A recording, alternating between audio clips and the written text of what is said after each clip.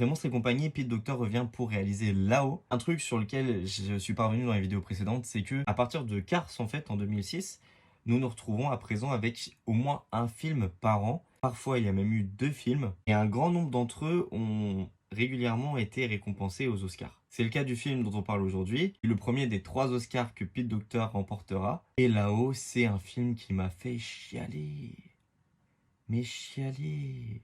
Et à vrai dire, c'est un scénario qui est plutôt cool avec un vieux grincheux hyper énervant et hyper attachant, un petit qui est vraiment franchement casse-couille mais qui est attachant et assez drôle également. Là-haut, je vais le résumer en 3 mots, ce serait aventure, émotion et rire. Aventure puisque c'est tout le thème du film, c'est toute l'ambition et les rêves de notre personnage principal, ainsi que de sa défunte femme.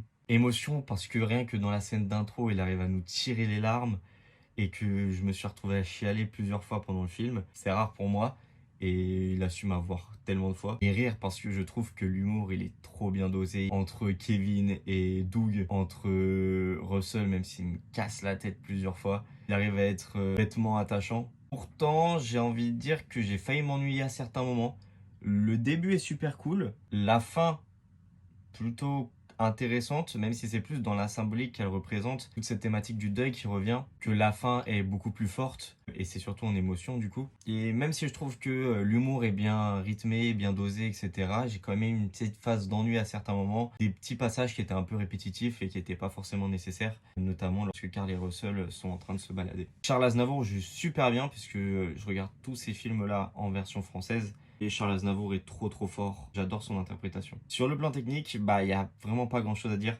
Un peu comme sur le précédent film Wall-E, on se retrouve à avoir en fait des bases hyper solides qu'on améliore en continu au fur et à mesure. Mais à ce moment-là, je pense que vu que les films sortent tous les ans, on ne trouve plus un réel gap entre un film à l'autre. En revanche, je pense que si on saute 5-6 films, on se retrouve à avoir d'énormes progrès. Mais à ce moment-là, il n'y a plus de progrès notables. Ça ne veut pas dire qu'il n'y en a plus, mais qui sont dispersés et qu'on améliore juste tout ce qu'on sait maîtriser à partir de ce moment-là. On retrouve Michael Giacchino à la musique et en fait il a ce thème. C'est un thème qui est remixé plusieurs fois selon les moments d'aventure, les moments d'émotion. Et en fait je le trouve trop beau. Il accompagne tellement bien le film. Il revient à chaque fois et c'est un plaisir de l'entendre. Voilà, Là-haut, ça doit être vu. Dites-moi évidemment ce que vous pensez de ce film. On revient sur un film Pixar chaque jour pendant la période de l'Avent. Si ça t'intéresse, tu peux suivre ma chaîne. Je te remercie pour ça. Tu peux liker la vidéo si elle t'a plu. Je te remercie et je te dis à bientôt.